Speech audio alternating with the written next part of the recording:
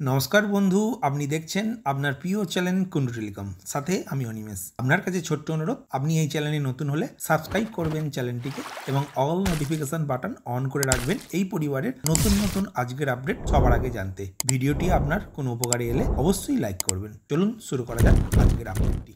আপনারা সকলেই জানেন পশ্চিমবঙ্গ সরকার 2019 সালে কৃষক বন্ধু প্রকল্প শুরু করেছে। এই প্রকল্পে যেসব কৃষকের 1 একরের কম জমি আছে তারা বছরে রবি ও খারিফ মরশুমে দুটি কিস্তিতে 2000 টাকা করে মোট 4000 টাকা পান। অন্যদিকে যেসব কৃষকের 1 একরের বেশি জমি আছে তারা বছরে খারিফ ও রবি মরশুমে 5000 টাকা করে মোট 10,000 টাকা পান। কৃষক বন্ধু প্রকল্পের রবি মরশুমে টাকা কবে পাবেন এই নিয়ে আগের ভিডিওতেই আমি বলেছিলাম। রাজ্য সরকার কৃষকদের ব্যাংক অ্যাকাউন্টে সরাসরি টাকা পাঠাবার কাজ শুরু করে দিয়েছে এবং আগামী 15ই ডিসেম্বরের মধ্যে প্রত্যেক কৃষক বন্ধু জমির পরিমাণ অনুযায়ী টাকা পেতে শুরু করবেন। গত 12ই ডিসেম্বর দুপুর 1:30 শিলিগুড়ির কাঞ্চনজঙ্ঘা স্টেডিয়াম থেকে রাজ্যের প্রধান অর্থাৎ মুখ্যমন্ত্রী মমতা বন্দ্যোপাধ্যায় কৃষক বন্ধু প্রকল্পের টাকা প্রদান শুরু করেছেন। ওই অনুষ্ঠানে মুখ্যমন্ত্রী কি বলেছেন সেটি এখন শুনে নিন। এছাড়াও আমরা কৃষক বন্ধু প্রোগ্রাম আছে, তাদের আমরা আজকে দিচ্ছি রবি মরশুমের জন্য কৃষক বন্ধু প্রকল্পের আর্থিক সহায়তা প্রদান শুরু করলাম। 1,01,00,000 কৃষককে 1,01,00,000 কৃষককে মোট 2,806 কোটি টাকার আর্থিক সহায়তা দেওয়া হচ্ছে। এর আগে আমরা খারিফ মরশুমে 1,01,00,000 কৃষককে মোট 2,764 কোটি টাকা সহায়তা দিয়েছি। সুতরাং এই বছরেই কৃষক বন্ধু প্রকল্পে যারা 2 একর জমি আছে 10,000 টাকা করে পান, আর যাদের জমি নেই কিন্তু ভাগ চাষি বা আছে অল্প জমি 2 কাঠা 3 কাঠা, তারাও কিন্তু 4,000 টাকা করে পান। বর্তমান বছরে 5,570 কোটি টাকা দেওয়া হলো, আর এই বর্তমান বছরেই এই টাকা দেওয়া হলো।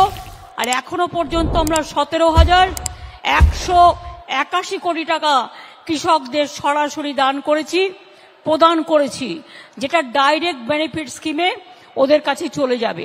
প্রথম শুরু করি তখন আমাদের কৃষকের সংখ্যা ছিল নথিভুক্ত 39 লক্ষ, আর এখন আমাদের সংখ্যাটা বেড়ে হয়েছে 1,01,00,000।